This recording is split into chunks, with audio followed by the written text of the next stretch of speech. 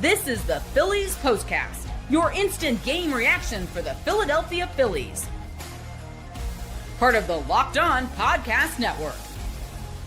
Your team every day.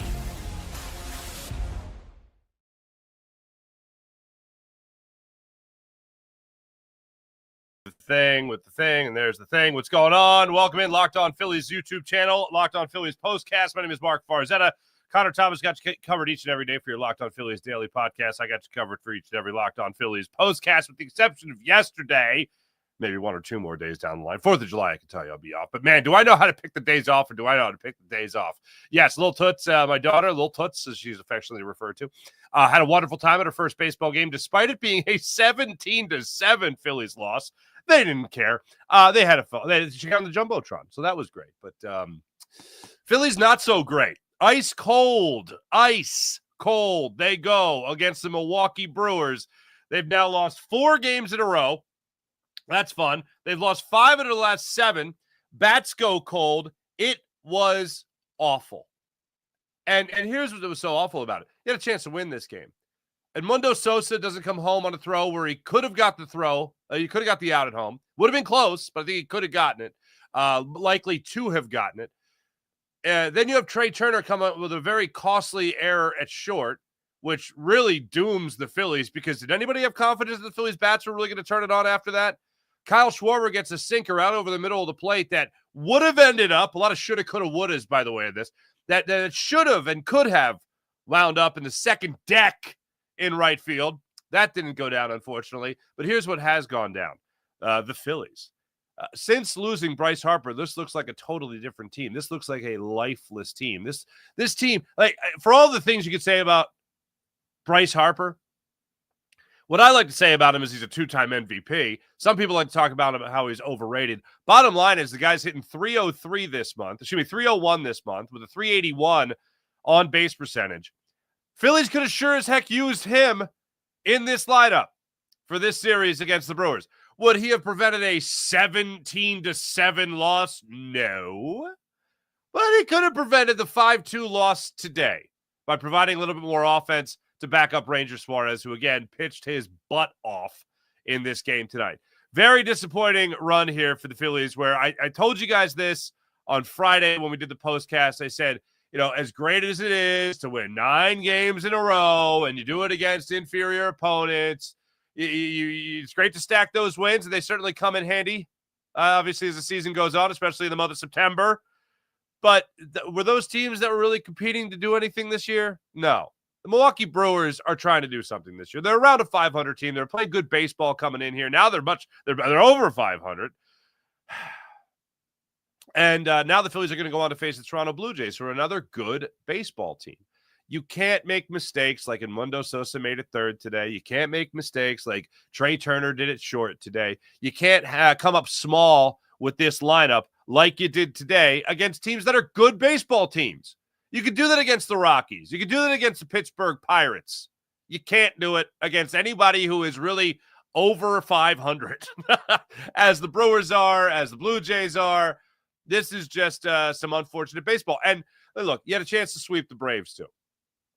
Braves are not a very good baseball team. They're a better team than they faced in the beginning of the season, and Phillies did take 2 or 3 in that series. That's great, but seeing them come out the way they've come out over the last 4 games has been terrible. Whether it's not depending on the bullpen, whether it's very inconsistent bats, and unfortunately, really, it's consistent bats. They're consistently bad, and don't give me 7 runs in yesterday's game as if that's a brag. All those runs meant nothing. So it's certainly a point of frustration right now with the Philadelphia Phillies, and I couldn't help but think, why don't you get out of the country? Get out of the country, Phillies. And they are, fortunately. They're going to Canada to take on the Blue Jays for a 3-game series starting on Tuesday. So I look forward to that. Jordan Romano will be back north of the border in his native land and his original, well, the Blue Jays. That's who we'll be with. This one is just a really rough one because, like I said, you saw Ranger Suarez. Let's get into it. 3 big things. Number 1, I'm just going to talk about Ranger Suarez. Ranger Suarez goes out today. In total, gives you 6 innings of work. Goes out there, allows just 2 runs. One of them was earned. 2 strikeouts, 97 pitches. It was a bit of a tight strike zone for the most part today. And Ranger Suarez tried to take advantage of it as best he could. There was one really good example of how he was able to pitch today, especially with a tight strike zone. It was the 3-0 count that he got down to Rhys Hoskins. I think it was in the 5th inning. He goes down in the count to Rhys Hoskins. He's able to get him on 3 straight strikes after that. So it goes down in the count 3-0 right out of the gate. Then all of a sudden he bounces back to make it a 3-2 count, and he gets the punch out on what I believe was a curveball away that fell well within the strike zone, and I guess Rhys Hoskins just wasn't expecting it. I think he was looking for that 3-2 fastball over the middle of the plate, and that was not meant to be. So just one of the examples of Ranger Suarez going out there tonight and being able to battle. It was the 6th inning. It was his last inning. He got Cameron to ground out to short after that, and then Frelick to ground out to short as well. That was an example there of Edmundo Sosa just trying to put it all together to help his squad. And that's exactly what he was able to do to help the Phillies today, to at least have a 2-0 lead at one point, and even a 2-0 lead going into that 5th inning, and a 2-0 lead by the time you saw him really roll out there in that 7th inning. He pitches into the 7th inning. He's at 91 pitches. He faces Durbin. Durbin has a 6-pitch at bat. He puts a double in the left field, and Suarez is taken out of the game. I was a little surprised. I will say I was a little surprised that Rob Thompson left him in even at 91 pitches. I know the cutoff is 100. Rob Thompson tends to be a little bit more conservative than most, and he leaves him in there from one more batter. It didn't work out. Next thing you know, you got problems. But other than that, Ranger Suarez, again, 6+ innings, you should say. 2 runs he gets charged for, or 2 runs he allows, 1 run he gets charged for. All in all, I felt like he did have his good stuff today. It was a very, very tight strike zone, to say the least, for both sides. I'll say that. Then it comes down to the decision-making. This is a tough one. Number 2 on this. Really the defense and lack of consistency in a positive way to the Phillies lineup is why he lost this game, but we'll get to the bats in a second. The decision-making for this squad. Number 1, 5th inning. You have a runner on third base. You have 1 out. There's a bouncer hit by Trea to Edmundo Sosa at third base. In this situation, I believe it was Trea was coming home. Ortiz was coming home at this on this play. He had a 1-out double to start this little inning there for the Brewers. He gets the double to left field. Trea steps up. He gets the single. You now got first and third with 1 out. Trea steps up, hits a high bouncer to Edmundo Sosa at third base. Sosa fields it, and I got to tell you, I am shocked, okay? Shocked he didn't go home. Now, I will say, I went back and I watched this play a couple of different times, like that Kyle Schwarber play Friday where he was stranded on third base on the bouncer by Nick Castellanos. I think Schwarber would have been thrown out on that play. Churio's running on this. He's running on contact. Sosa fields it, and I'm shocked he went to second base and tried to at least. I don't think he was trying to turn 2. I think he was just trying to prevent another runner from getting in scoring position, which actually ended up coming around to help the Phillies out, considering considering Contreras got a single in that same inning that might have scored a runner from second base. So if Sosa goes home, I think he gets the out there. So now all of a sudden you're talking about first and second with 2 outs and no run scored. He doesn't come home. Where are you at on this play? 5th inning. I say he should come home on that play. He did not. He gets the force out at second base. A run scores. Now, who knows how it goes after that? I mean, you could easily say, oh, well, if he does that, then there's no run and you get the other out or whatever. Well, Contreras comes up and gets a single, so maybe a run scores anyway. I think he should have come home. I think he had the out there. He opted to go to second base. A run scored. It's 2-1 all of a sudden. Philly's still winning 2-1, leading 2-1, but Sosa doesn't come home. Did you want him to go home, or do you think he made the right play by going to second and get the second out of the inning at second base? So then 7th inning rolls around. This is where things continue to get a little crazy here. 7th inning rolls around. As I said, Suarez started things off there. Durbin got the double to left field. Suarez goes out. Kerkering comes in. He gets Ortiz to line out to right field there. Then he walks Trea. Tight strike zone again. First and second, 1 out. Churio steps up there. Grounds into the 5-4 fielder's choice. Durbin moves to third. Bad hop on Sosa. They weren't able to turn two, unfortunately. Then Contreras comes up there. He hits what should have been an inning-ending double play ball. Or all you need is one out. All you need is one out. Contreras hits it to Turner, who boots it. Run scores on the play. Durbin comes in to score. Next batter, again, you're out of the inning if Turner makes this play. You still have a 2-1 lead if Turner makes this play. Turner does not make the play. Run scores on the play. Very next batter, Bauer steps up. He puts a double in the right field corner for a 2-run double. Now, instead of it being a 2-1 Phillies lead after 6.5 innings, you're now talking about a 4-2 Brewers lead, just like that. Jordan Romano came in the ninth inning and unfortunately allowed the final run to score there for the Brewers. But that was awful. I thought in the fifth inning there, it was an awful decision-making by Sosa. I thought that's just terrible defense. Sosa got caught in a bad hop. Look, he's not an everyday player. He's being asked to be an everyday player right now. But Trea Turner's got to make that play.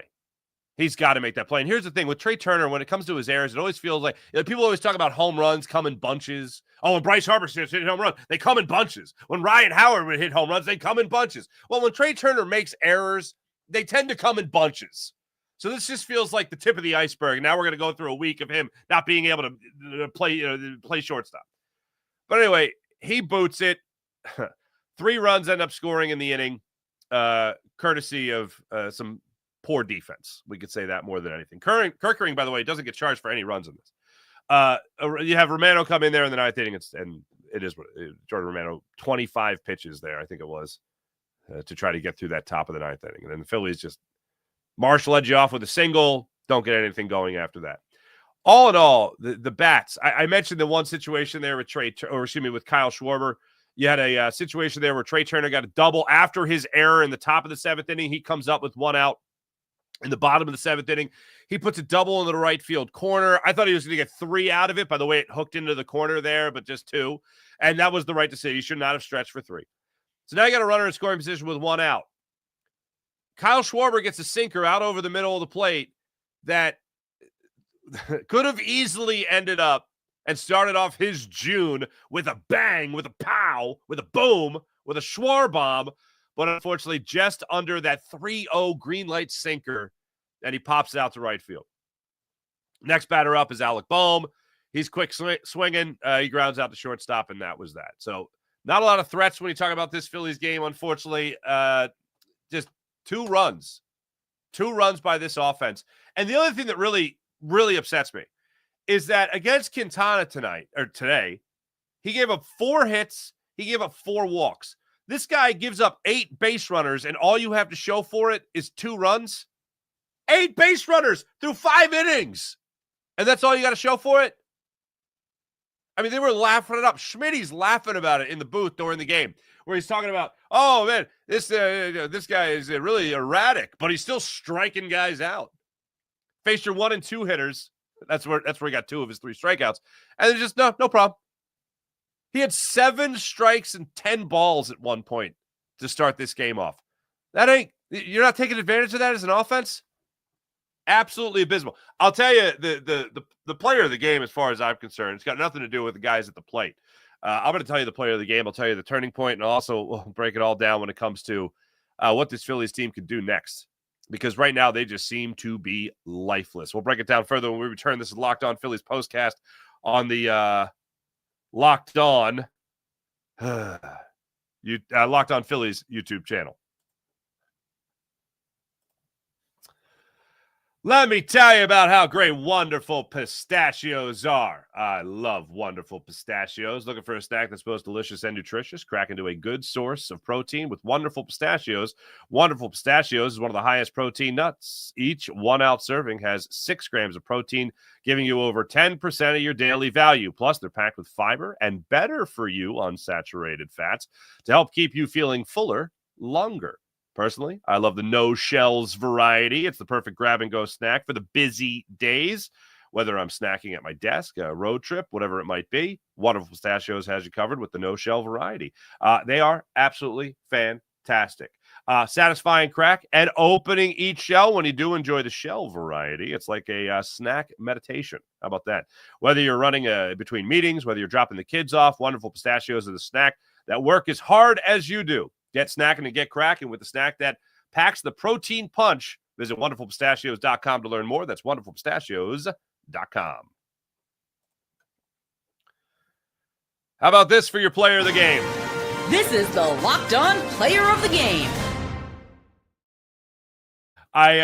This guy was just flashing leather all the live long day. Joey Ortiz at shortstop today for the Milwaukee Brewers. I believe there was one situation he robbed Sosa, another situation he robbed JT Realmuto with a miraculous play. He was just all over the field. Trea up the middle for another great stop. These guys were flashing leather all throughout the game, and that's what really helped a guy like Quintana allowing base runners. His defense was there to back him up and get him out of some tight jams. So that's where I look for the player of the game. As for the turning point, time to reveal where the game was won or lost. It's the turning point. To me, it's that seventh inning, and Edmundo Sosa backs up on a bad hop. Maybe that's the only play he had to make. But right after that, the turning point was when the ball bounced off Trea Turner's mitt at short, and 3 more runs were allowed to score on that play. After that play, that was when it felt like it was over, because you didn't feel like the Phillies bats were all of a sudden going to turn it on and here we go, we're going to have a 5-run 7th inning, we're going to have a 5-run 6th, no, or 8th inning or 9th inning. No, it felt like that was that. And without Bryce Harper, who has not been the Phillies' best player by any means this year, that obviously goes to Kyle Schwarber, but I'm watching this lineup play without a shot. And everything you want to say, as I was saying earlier about Bryce Harper, what I was trying to get to was, you talk about him being a showman. Yeah, this guy provides a pretty big pulse to this lineup, pretty big pulse to this team. And not having him out there is certainly a shot in the arm, especially when you look at this team. Who's replacing him? Who's replacing the guy over the last 30 days that's hitting over 300? Getting on base at over 380 a clip. No, that's not happening. And the other thing that really stinks about it is you go on this road trip and you have this great road trip, part of your 9-game winning streak, obviously, and then you come home where sure, you won 2 or 3 to the Braves, but I don't think anybody had getting swept in the Brewers as part of their plans. So 2 wins in the 6-game homestand. Cool. Losing 5 of the last 7. Great. We're all having a good time. As for what you'll be talking about tomorrow, this is what you'll be talking about. I think you're going to be talking about how you needed some time off from the Phillies. How Monday is going to be a welcome day off to not have to watch the Phillies try to hit baseballs. Phillies after this, like I said, they're going to go to Toronto for a 3-game series with the Toronto Blue Jays. That game is going to get underway Monday night at 7:07. Again, it's a 3-0 series. All we know right now is Zach Wheeler is going to make that start. Also, as I was saying on Friday, and I did point out that although Taijuan Walker wasn't great, 7 hits over 4 innings of work, what is he charged? He was charged for 4 runs, but while he was in, he only gave up 1. It was the Tanner Banks 3-run home run that he gave up to Christian Yelich that turned around to bite him in the butt. But this Philly squad needs a shot in the arm when it comes to the rotation. And we had talked about why it wasn't Mick Abel up when it was even his day to start. Why am I watching Taijuan Walker when Mick Abel is ready to go? Well, the Phillies answered that a day late and $1 short. So Mick Abel is now going to be joining the big league ball club again, and Taijuan Walker is going back to the bullpen where, quite frankly, he belongs. If he belongs anywhere, he belongs in the bullpen. I personally would think he belongs somewhere else, not on the Phillies team at all, but being that the Phillies are in a spot right now where they need all the bullpen help they could get, or bullpen arms, and he hasn't been terrible out of the bullpen, this is the best possible spot for him to be in, because he ain't going anywhere, unfortunately. So there he goes. Back to the bullpen. Mick Abel rejoining the rotation, hopefully for as long as they can have him up.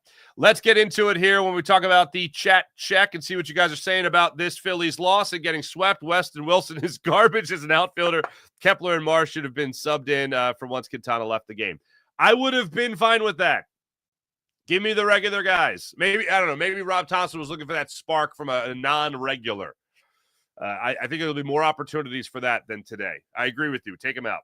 Polar Buck, what's going on? Kepler wouldn't have had that. Kirkering is so wishy-washy. Oh, you're talking about the play left. Yeah. I'm so done with the bullpen. Who am I kidding? I still love them. Polar Buck.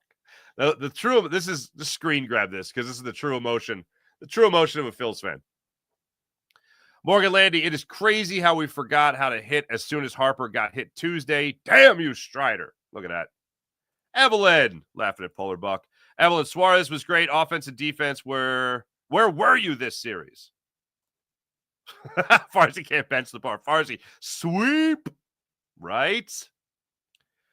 Minecraft 18. Yeah, Knicks are limited at least. That does make you feel like a warm blanket's just been placed over you. They know the Knicks aren't playing basketball anymore.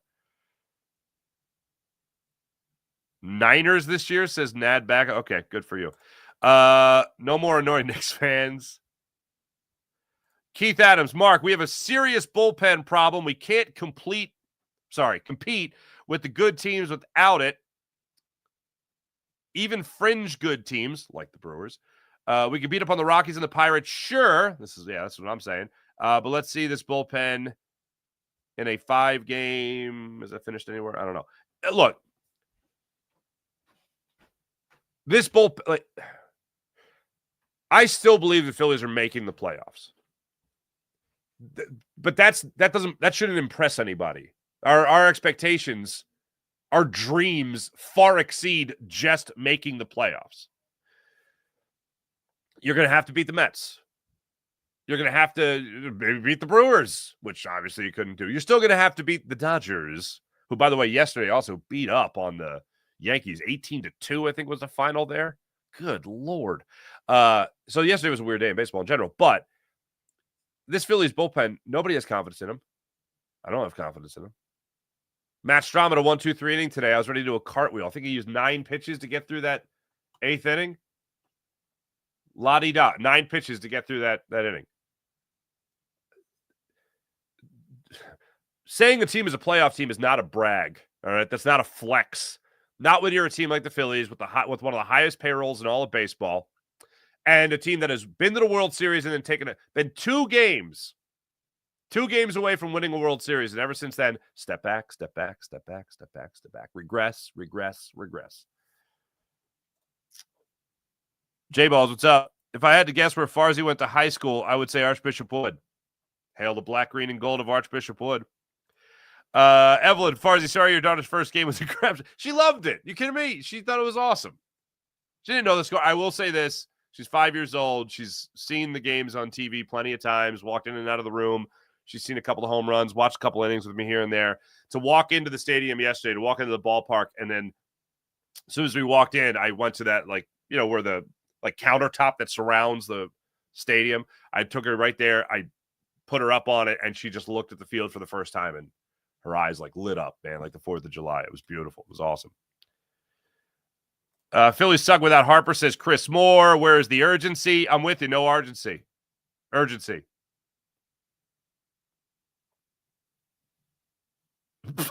North Jersey bait reviews. Farsi chat check, more like chin chin. Let's step into the octagon. I don't know why you want to fight me, but okay. Panthers in 5. I think. Okay. What? I think Howard Eskin could beat up Farsi at this point. He's on too much espresso. I've had 2 espresso today. 3. Never mind. 3. All right. BC, I see your Go Dodgers. Whatever. Don't feel like that today. Bill Deef. It's not Bryce not playing. This is the way they swing back and forth every year. Yeah, I mean, it's also baseball. That's not an excuse for anything, but yes, this is how it goes. And part of the reason I was trying to enjoy that 9-game winning streak so much was because this is going to happen sooner rather than later. They're going to hit a lull. They're going to be terrible. It's not going to be all, puppy dogs and ice cream, all right? And now is the time where they look like they need that shot in the arm. I hope that Mick Abel can provide that in a big way in the rotation. Whenever Bryce Harper comes back, I hope that certainly does it. And yeah, I want to see something from Dave Dombrowski here, who hasn't really done much to impress. Like Jesus Luzardo has been his crown jewel so far. Oh, that guy got rocked. He got rocked. Don't forget, he also got beat up, 3 runs I think it was? Not nearly as bad as it was yesterday, but he got beat up in Sacramento against the A's in the first inning of that game, then settled in beautifully. Yesterday, not so much. So there's a lot of GM talk, executive speak. You talk about coaches speak, whatever. Well, Dave Dombrowski, if you're really looking at this team, like this is going to be not just a playoff team, but a true contender, they need help, man. They still need help. And if you're John Middleton, you're like, how much did I give you for a budget? And this is what you put together? Taijuan Walker going to the bullpen ain't going to do it. Mick Abel pitching in the rotation ain't going to do it. As high as I am on Mick Abel, he's not going to be to use a term that people, savior. He's not going to be the savior of this team. Who's going to step up? Who's going to be the next hot bat? Who's going to carry you? The magic in the first half of the season, or first 2 months of the season with Edmundo Sosa, he ain't it. As I've told you guys before, you look at how he was hitting the first 2 months. Oh, that guy's incredible. He doesn't stop hitting this every time. That wasn't going to last. He's not that good a ball player. Do you think it's like Hall of Fame numbers were going to get put up by him this year? No. Ride a hot start for as long as you could. Now it's gone. The Money Men, says John. Look what the Money Men are doing for the Phillies. Harper out, Nola out, Turner doing what he does best, boot balls. Chris Moore, I'm with you. Management has to do something. Rob Thompson's not it. I still don't think he's going anywhere. Fake Kane, hello. What's up? Farzi, this team reminds me of why the same offense lost to the Diamondbacks in Game 6 and 7 at home to close out the NLCS. Yeah, those games haunt me, obviously. The thing that I bring it up all the time, but the Phillies are why we have trust issues, man. The Phillies are why we have trust issues. Phillies are in a situation right now where, like, what do you expect from them? Do you expect for them to just, oh, they lost 1, now they win 9 in a row. Oh, they lost 2, now they're going to win 11 in a row. That's not the team they are, unfortunately.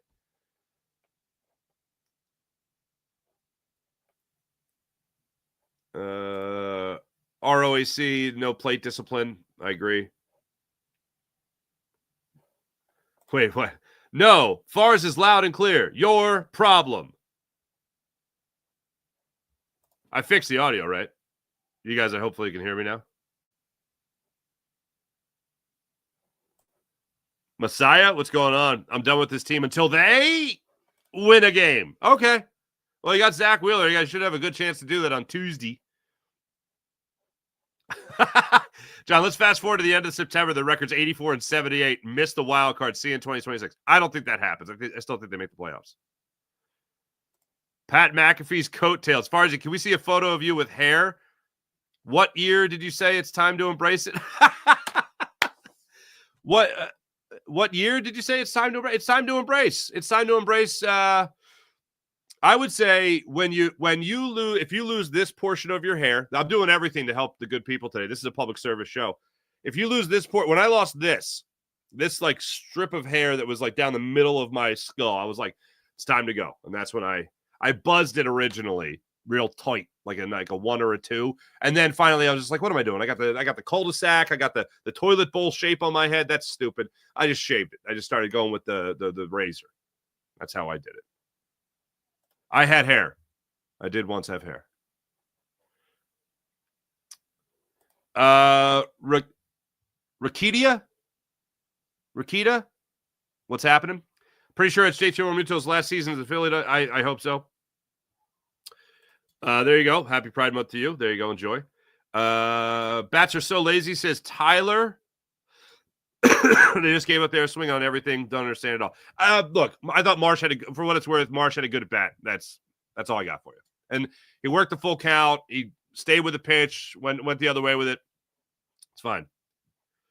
Jose Lopez Moya, what's going on? The Phils have quite a few players over 30 years old. Revamp before it's too late. Look, I'm holding out hope that they got something to turn around. Something to turn around with this Phillies team. do believe they still have better baseball than what we've just seen over the last 4 games. I certainly think they got better baseball than what we saw over the last 3 games. But look, they are playing bad baseball. 5 of 7. They've lost 5 of their last 7 games. If they would have lost that series to the Braves, I'd be losing my mind like some other people are losing their minds. But they need to get Bryce Harper back out there as soon as possible. I'm happy. I think they have upgraded over Taijuan Walker as a starter in this rotation with Mick Abel. Like to see that. And also, I need to see somebody play with a little bit of urgency, as we were talking about in the chat there. And I know that's just not like this team. The only one that I have confidence in going out there and having a little bit of urgency is Bryce Harper. And after, by the way, after you lose by 10 runs, especially a game where you allow 17 runs and you don't show a pulse until they gifted you a pulse, when you had a position player pitching just 24 hours earlier, you come out and you're lifeless. They're starting pitcher Quintana again. 4 walks, 4 hits. You squeeze out 2 measly runs. Brandon Marsh's single in the 9th inning was your first hit since the 4th inning. Pathetic. Pathetic. Get out of the country, Phillies. Get out of the country. Go to Canada. All right, coming up, 7:07 Tuesday night. Phillies will start that series. Toronto Blue Jays right now are 31-28 on the season. They're coming into this one having won 4 in a row. They won 1 game against the Rangers. Sorry, 5 in a row. And then they swept the Athletics in a 4-game series, including back-to-back shutouts to start out that series. A 2-0 win. Or no, there was this the 5-game winning streak has started out with 2 straight shutouts. A 2-0 win, a 12-0 win over the Athletics, 11-7, 8-7, 8-4. So they're scoring runs. Phillies are going to have to score runs in Toronto. So how about that? Thanks for watching. Thanks for listening. Make sure you guys hit like and subscribe on Locked On Phillies YouTube channel. That's Locked On Phillies YouTube channel. And also make sure you like and subscribe, not just for yours truly with the postcast, but also Connor Thomas when it comes to your Locked On Daily Phillies content. Also, for those that don't know this, I have the great pleasure of taking over Locked On Sixers Daily Podcast with Inquirer.com's own Keith Pompey, who Sixers fans know very well, Locked On fans know very well. So I'll be doing that show with him now for 5 days a week. Having a lot of fun with that. We just did our first show together Friday. Kayla Santiago, who was co-hosting the show, got a promotion at her day job for the Delmarva Sports Network. So congratulations to Kayla, and I am thrilled to be working with Keith Pompey, a guy I've known for about 15 years now, and get to talk hoops with him every day, 5 days a week on Locked On 76ers YouTube channel, so catch me there. And also Locked On Eagles YouTube channel. You guys can catch me talking Eagles for an hour twice a week, Tuesdays and Thursdays at noon with Jason Martinez, Harry Mays, and Louis DiBiase of Locked On Eagles YouTube channel. My name is Mark Farzetta. Thanks for watching. Thanks for listening. You guys are fantastic, as per usual. The Phillies, not so great. Not so great. Until another time. I'll catch you guys Tuesday. Actually, I'll catch you guys tomorrow with Locked On 76ers Daily Podcast. Catch you guys then on Locked On 76ers YouTube channel. Bye.